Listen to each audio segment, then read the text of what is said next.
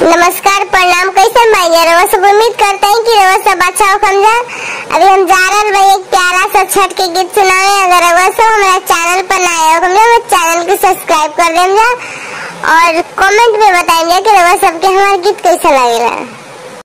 ई गंगा बहे जमुना बहे सरजू बहे तीन तीरा बेनी बहे तीनों तीरा बेनी बहे।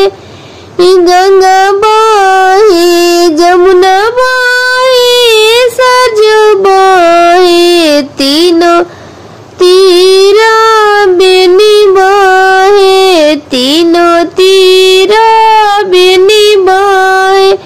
ए जही घटिया उतरेलन महादेवा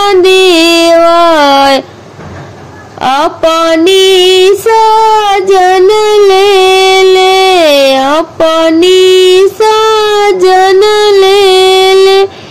वही घटिया उतरेलन श्री राम जी की अपनी साजन ले ले अपनी साजन ले ले। जय घटिया